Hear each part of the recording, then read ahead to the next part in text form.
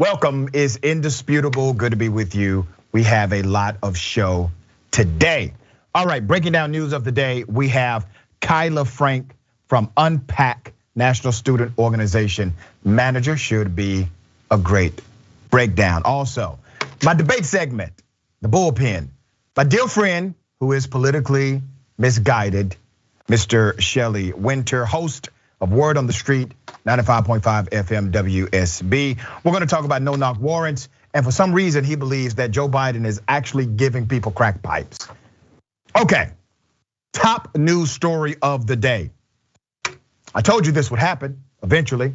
Elected officials are now openly saying, yes, I say the N-word.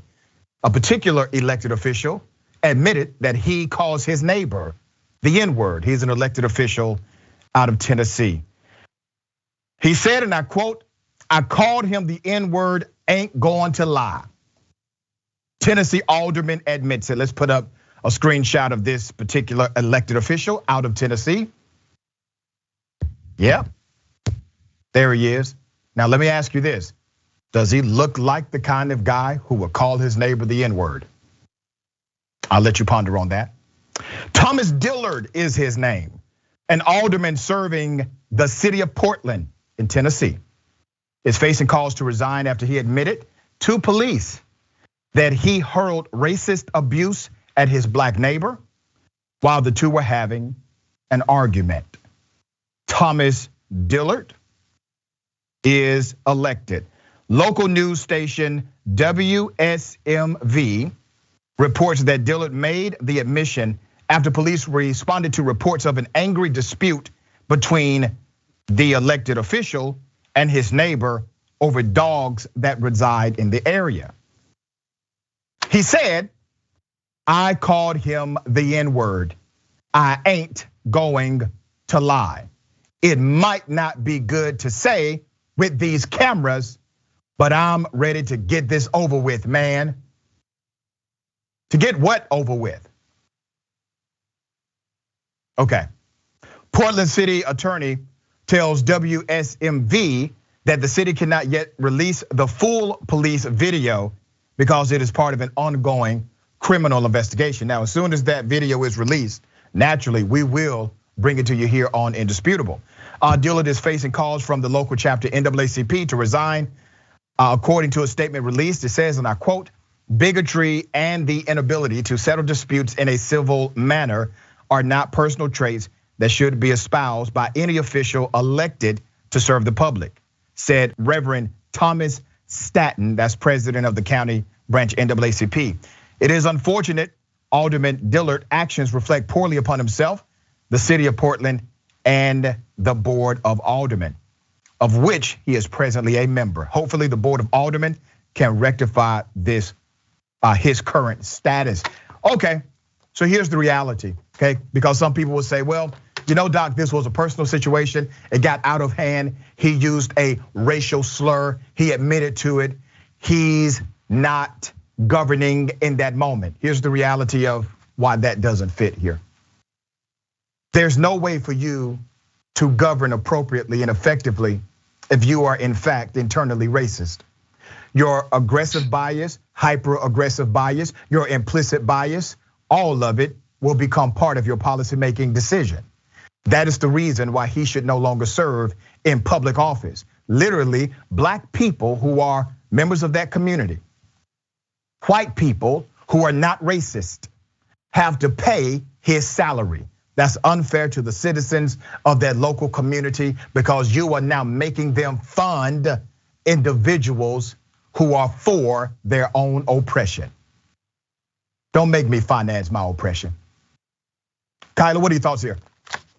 I totally agree what you said before. He uses this word regularly with his friends, his family, and probably his colleagues. The fact that he's expecting this to get ready to get over with it, that just shows that his colleagues, he heard this in his office before, and it goes into the continuum continual and growing threat that we're seeing in local and state legislators, racist people crafting racist laws and continuing to uphold a system that shields racism. And it's really disappointing to see. I definitely hope that they hold him accountable and fire him, because like you said before, we do not need more racist people constructing the laws that impact Black and brown people of color. You see, in order for a wound to heal, and I completely concur with what you just said, in order for a wound to heal, you must expose it. You cannot heal a wound that is isolated and covered. It must be exposed. You have to put disinfectant. You have to operate on that wound. And until we know who you are truly, we are unable. We have no ability truly to actually remove the cancer that exists. We have to first identify it. So I'm 100% for what's happening here, the exposure, the NAACP calling for him to resign. Based on the rules of the alderman board, there may be a way for them to remove him as well. We will see what happens.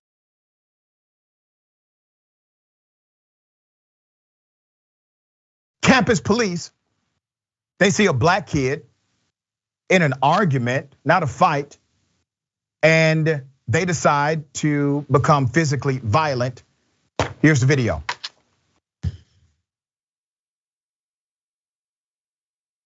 Step back! Stop it! That's my girlfriend! Stop! Get off of him! Get off of him! You're on video. You are on video. You're punching me! You're hurting him! Stop You it! are hurting him! You're hurting me! You get off of him! You're on video. Please. People here now, please. Please! You are on video. Nicole. I'm done. I can't do anything. Please! Call 911! No, Kira! Please! You're hurting him! You're hurting him! Stop! Can you take your elbow off his neck? It takes one. You've been disrespectful this whole Take time. your elbow off his neck! Please get off Take your elbow. Again, ma'am. I told you don't want to. Huh? Touch She's me not again in and I will danger. tase you. Stop. You'll No. tase me. What am I doing to you? I have this on video. I'm trying to get your elbow off my boyfriend's neck. You're choking me! You're choking him. Choking me! Oh my Yo! Choking me, bro. Yo! I swear to God! Get your elbow off his neck! Get your elbow off his help! He's on his neck! Please help! This officer won't get off his neck! He's taking it too far! The officer that you see, we have identified that officer. The student is a student at Purdue University. We have identified the student who was a victim of assault here. Let me give you some background to this insanity. The man you hear begging for this officer to stop assaulting him because he has done nothing illegal is Adonis Tuggle. Mr. Tuggle is a student at Purdue. The incident took place last Friday, all right? It was not uploaded until the 9th of this month. Purdue University police officer, his name is Joe Selke, badge number 91. He was, according to the report, responding to a call of suspected assault on a woman in progress. That was never true. That was never accurate. That cop has now been placed on leave and will remain on leave until further notice, according to an announcement Thursday night, due to death threats and the department have received, according to them. Adonis Tuggle, 24 years of age, identified himself as the man in the video on Instagram. He wanted the world to know, this is me, this happened to me, and I'm a victim of police brutality. The woman recording was his girlfriend, Nicole. Let's put the picture back up. This is him and his mother. This is not his girlfriend, but this is him and his mother, okay? The Purdue University Police Department told TMZ Tuggle was arrested for resisting law enforcement. That's what he was arrested for. He was not arrested for assault. Why are you resisting law enforcement if there's no crime? He was trying to survive. He was afraid. He was in fear of his life, truly.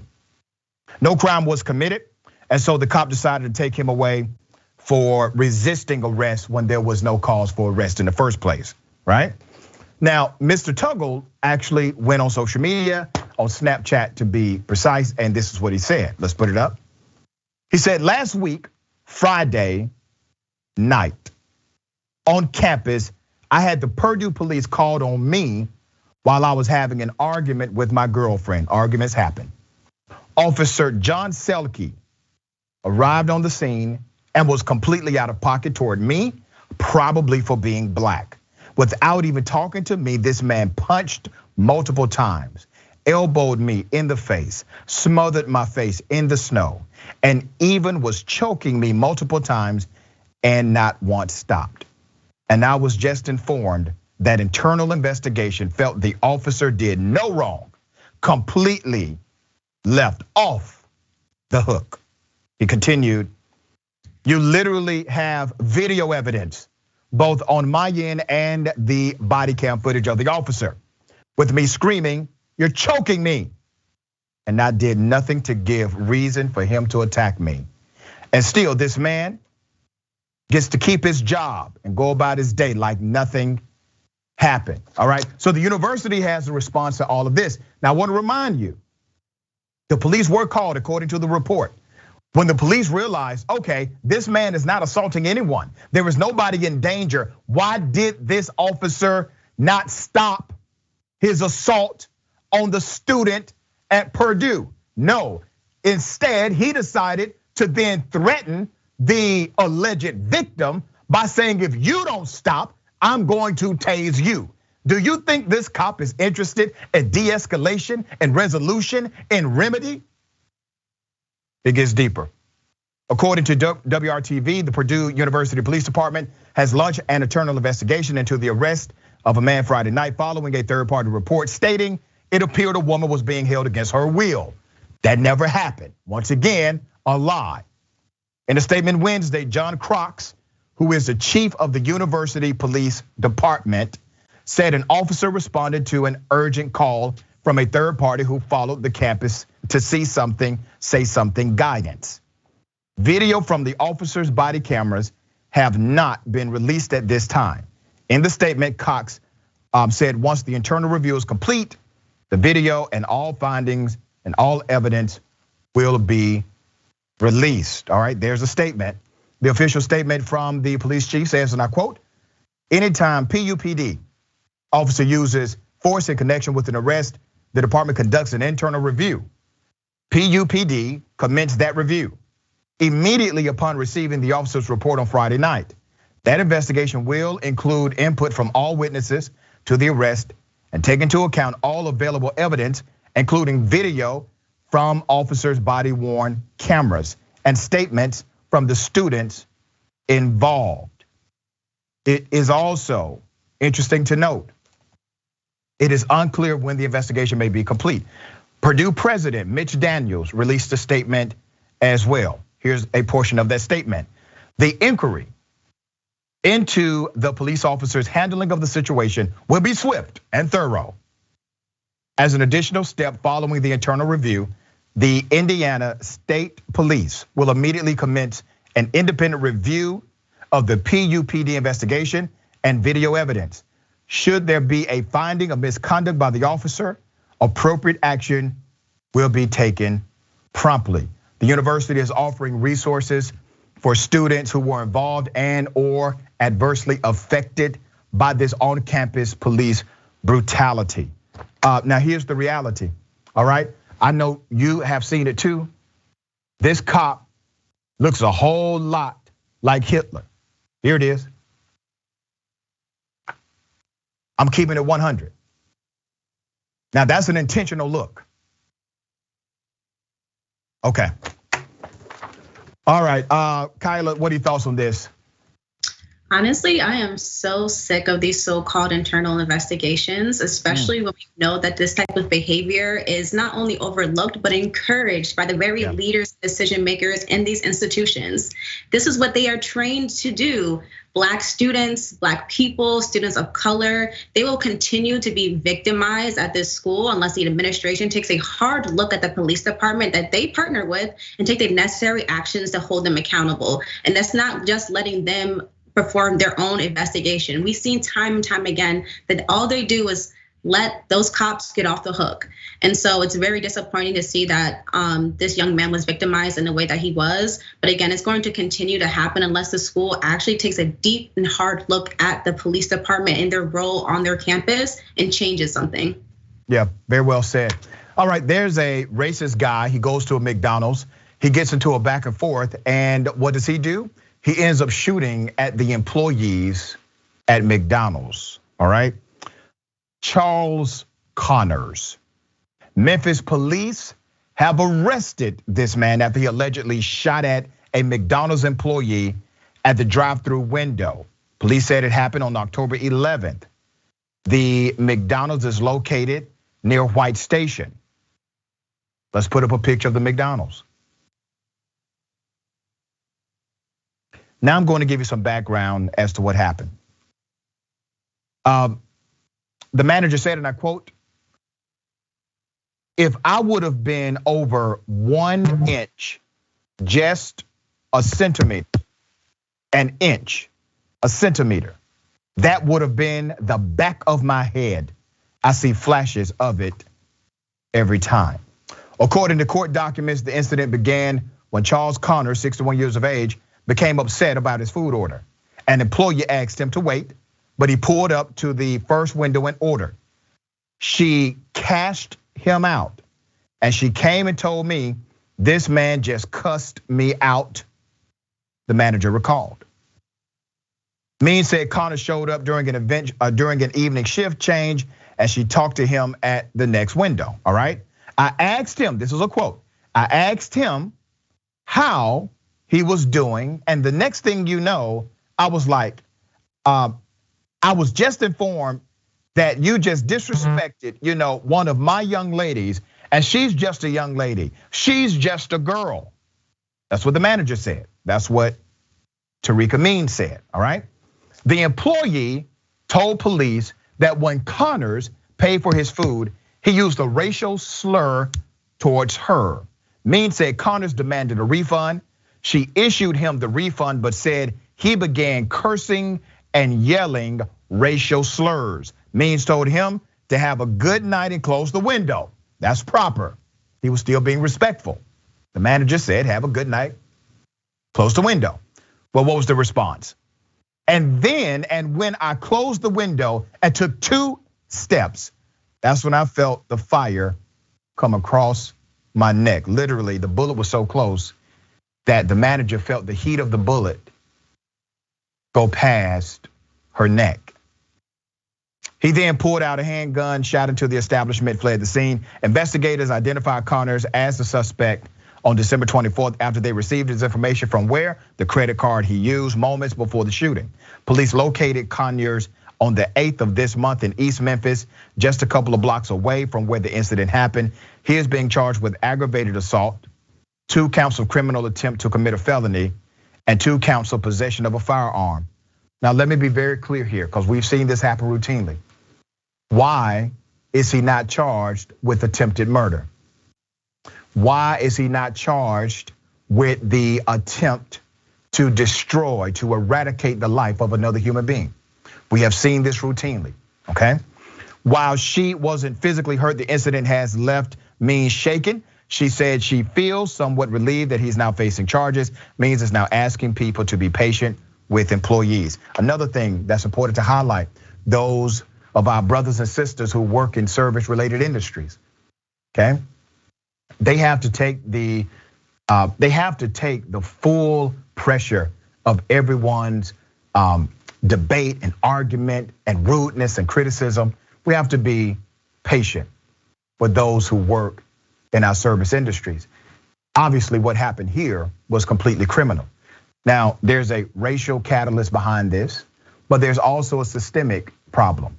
Why do we not see the charges of attempted murder when things like this happen, where there's a white racist individual who tries to kill someone black, and the most you get in the charge is an aggravated assault charge, okay? All right, Kyla, what are your thoughts on this story? First and foremost, America is truly the country of burgers, guns, and unfettered entitlement. Yeah. It's terrible that those women had to be subjugated to that level of harassment and racism when they're trying to do their jobs. And just the levels of entitlement and bias against service workers in this country is truly baffling. And it scares me that people could lose their lives over something as simple as trying to order some food. Yeah, he definitely needs to check. I want the full force of the system to go against him. And I agree that those charges need to be upped more. He needs to be charged with attempted murder because, again, he literally could have taken her life in that instant. Absolutely concur. All right. We got more on the other side. Is indisputable. Stick and stay.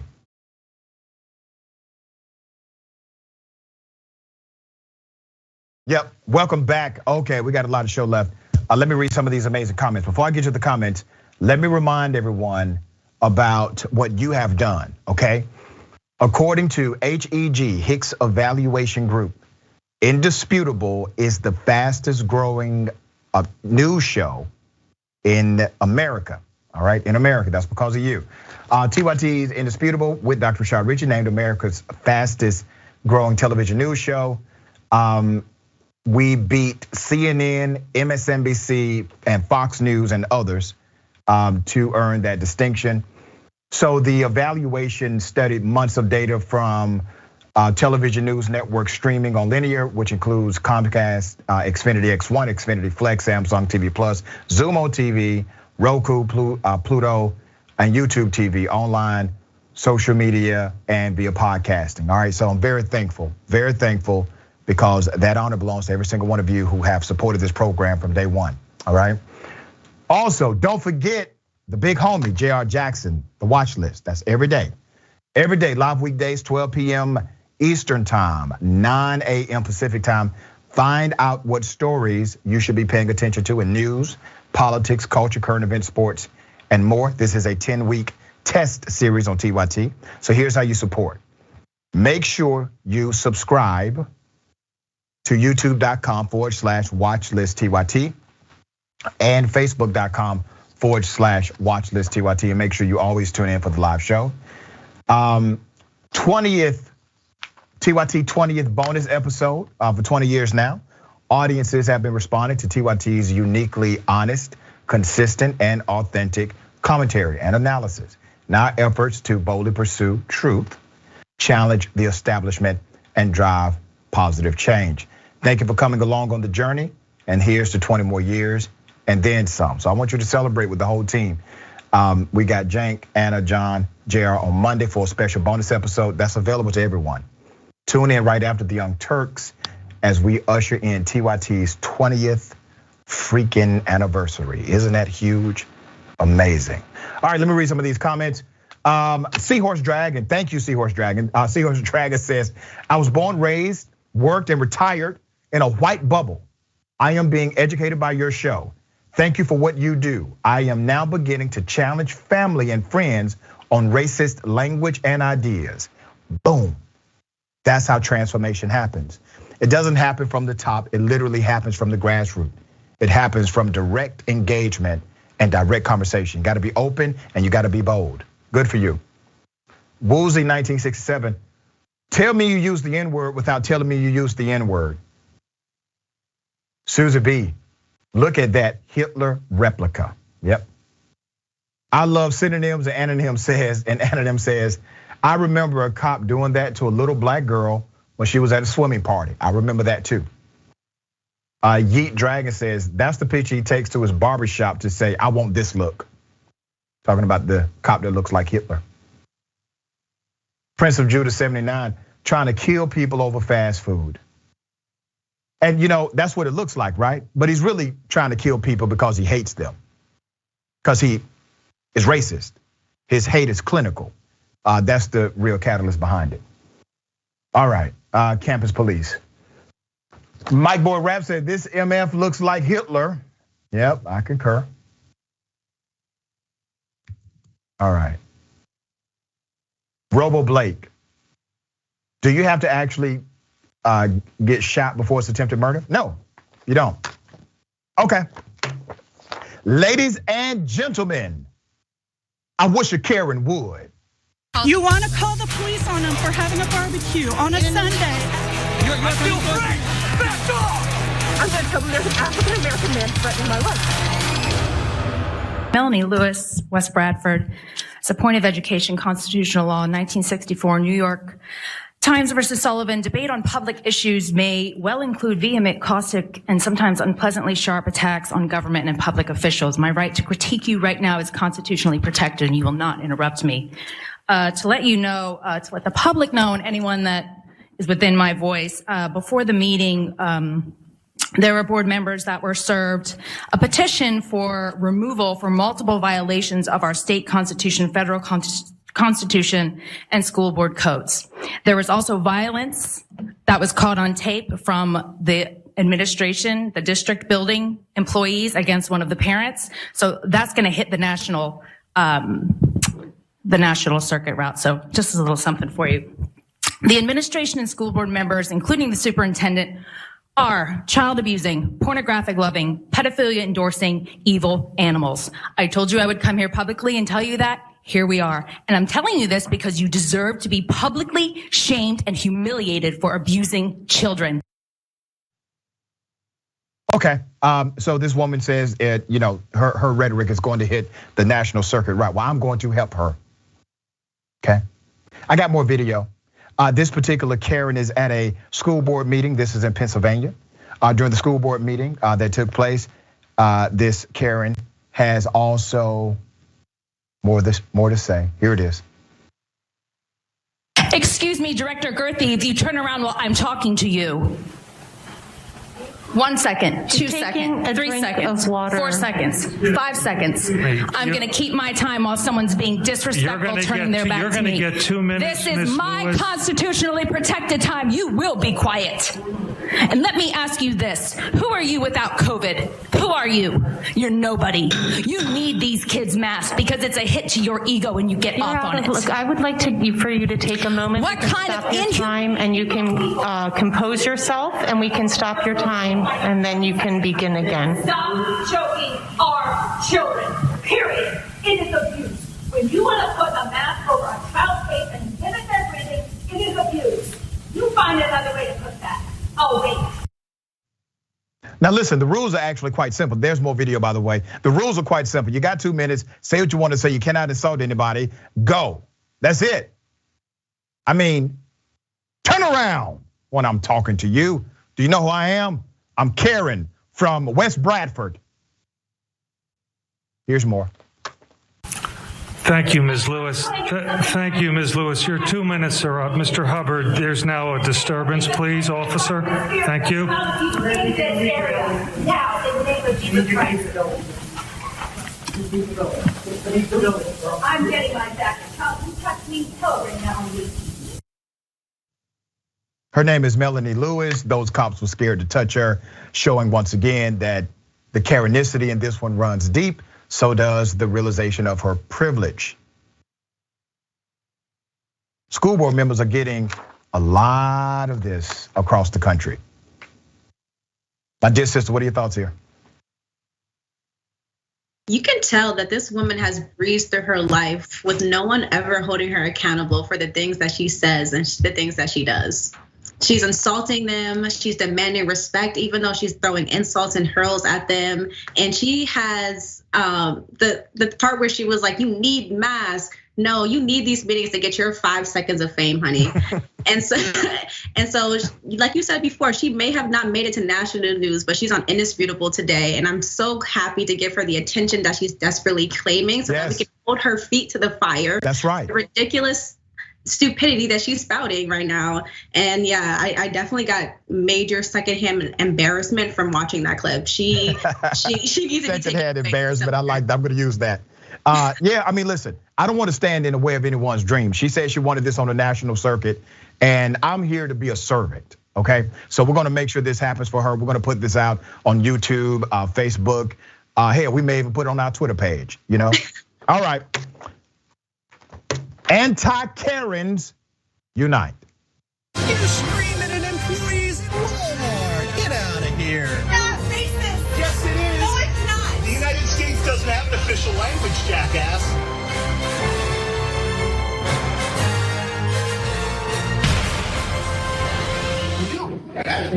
No, I'm done.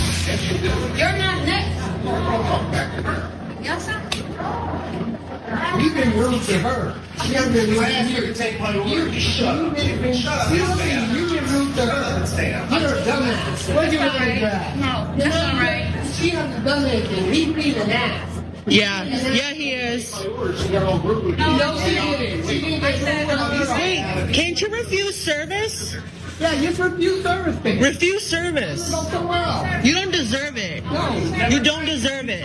Cancel culture? Oh yeah, cancel you. Cancel you. You're being an ass. Get out of here, dude. Holy crap. No, don't take his order.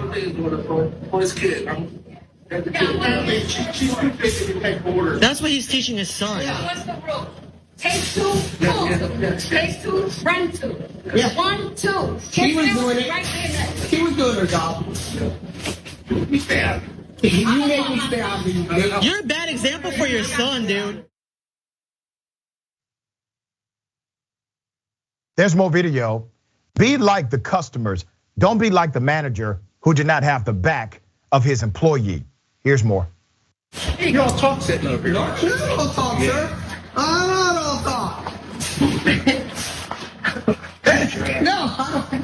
You don't necesito nada. I don't need nothing at all. Don't have to be okay. Get that. We'll go to the dummy street.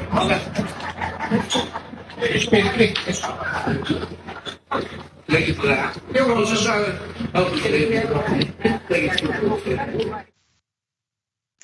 You see, anti-Karens are around us, thankfully. They are there. You never know when they may strike. Now, let me give you some background to this. The incident took place on Sunday, February 6th, and was uploaded by TikToker Philly So Hostile. Philly and the other customers defended the employee. A McDonald's worker was berated. This is some of the reporting by a so-called male Karen at a busy McDonald's, and another customer stood up for her in a viral TikTok. But in the end, the manager stepped in to help the male Karen, sparking criticism from viewers. Now let's be very clear here.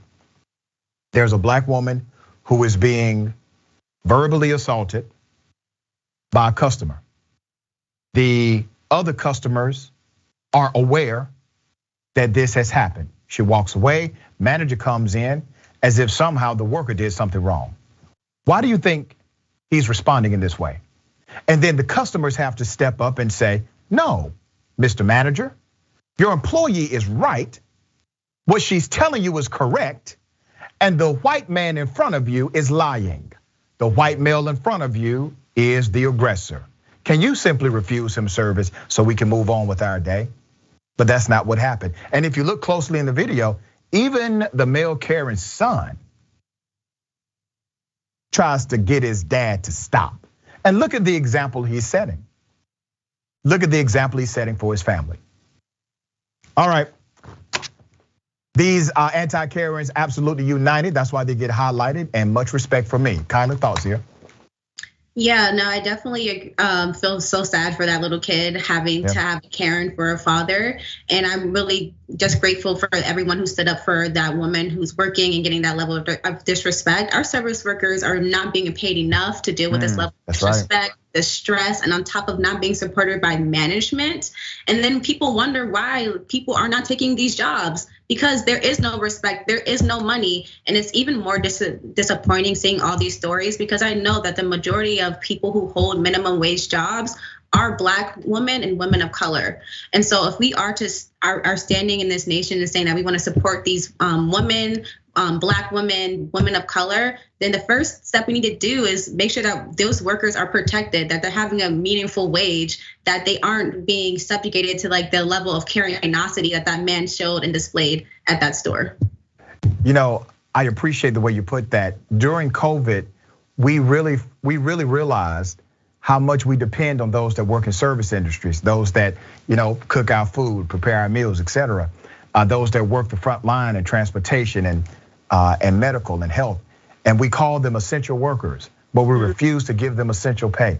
And until that's corrected, we will continue to have a status disconnect, because there are people like this male Karen who will believe that he can simply talk to people any way he chooses because of how he looks at service workers. All right, well, we're here to expose them, because a mirror does two things.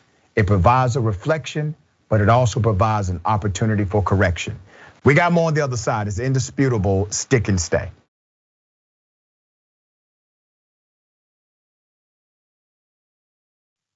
All right, welcome back. A lot of show left. Let me read some of these amazing comments. I will read as many as I can, okay? I know I can't get all of them.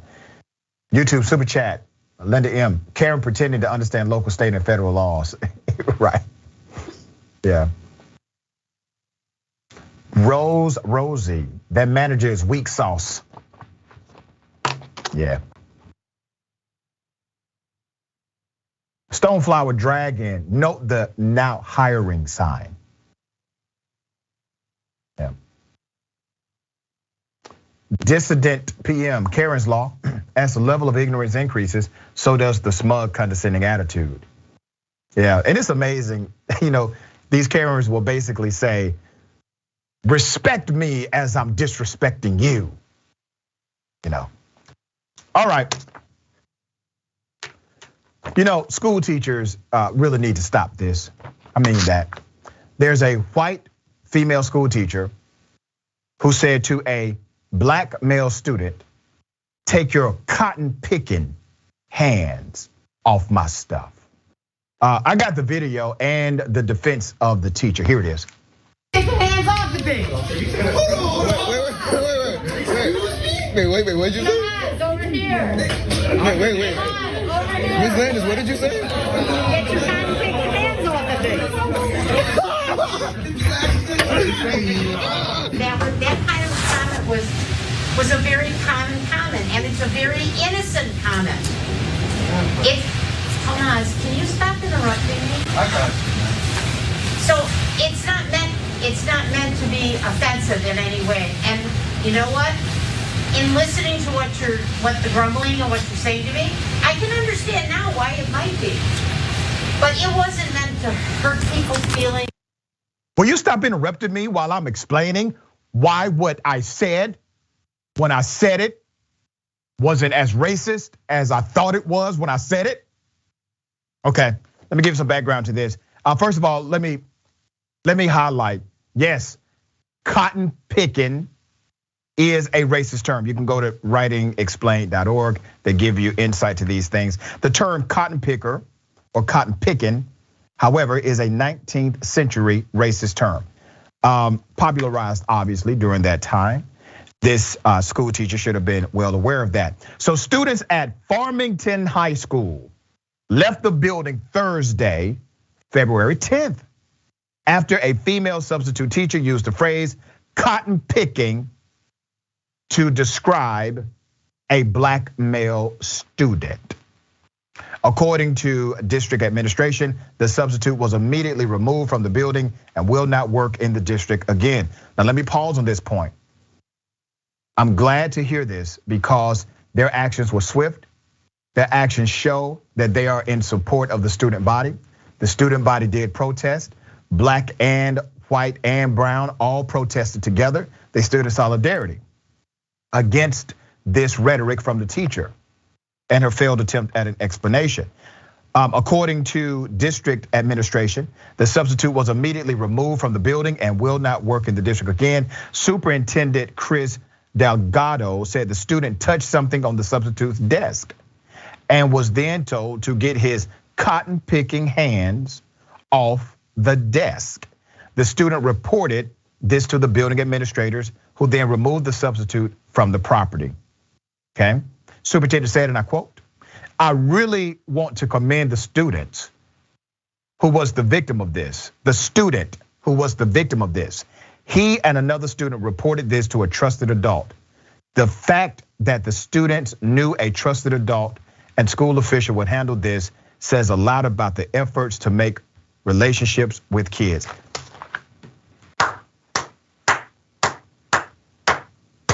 I cannot tell you how many times I've reported on incidents of racism inside of schools where the administration would not support the children, where teachers would not support the children. As a matter of fact, they would threaten to suspend the children. Nobody was even placed on leave if it came from an administrator or member of the teaching faculty. This school did it right. They did it right. They immediately advocated for the student. They immediately took action against the substitute teacher, and they immediately released a statement in support of the bravery of these students for coming forward to a trusted adult. But where does that come from? That comes from culture. I guarantee you this superintendent is a great leader. I guarantee you that principal is a great leader. I guarantee you they have a culture where there is trust between the adult authorities and the students present. According to the superintendent, the substitute had worked in the district before. He said it's difficult to screen someone's prejudices before they enter a job. We screen and we background check as much as possible, and we can fingerprint for criminal instances, Delgado said. What we can't do is screen what's in the hearts and minds of people. Let's just be clear. If anyone harbors those kind of racist sentiments, do not apply to Farmington Public Schools. That's what I'm talking about. Finally, a superintendent says it the way it should be said. Kyla, thoughts here? First and foremost, I'm extremely proud of those young students and people who organized and advocated for themselves because they understand and are not accepting that type of behavior in their spaces. And I'm really glad that the superintendent in the school made swift action to hold that woman accountable and those actions accountable to show that this is not acceptable in our schools. And I just think that woman is completely pathetic. I really don't like the plea to ignorance that the lady was putting on. It is her responsibility as an educator, as a teacher, as a public servant to educate herself and come correct when you are quite literally teaching the next generation and the next minds who are leading this country. And so it's sad to see that we are still experiencing those things like that in this time. But I think it shouldn't be surprising that the school supported the students and made swift action. Those stories shouldn't be a surprise. Those should be the standard of how schools support and educate and help their students. That's completely right. And I would say this because I know people will push back and say, Doc, her bias seems to be out of ignorance. Well, maybe, I don't know for sure, okay? I believe she's well aware that that can be a racialized term. But even in her explanation, her attitude was horrible to the students, even when she tried to explain it. But let's be very clear. Implicit bias or hyper-aggressive bias, it has the same impact on children. She has to go. There are certain things you need to know by the time you reach that level in your professional career. And if you do not know them, you do not need to experiment on our children. Get the hell up out of here, okay? Superintendent had it right.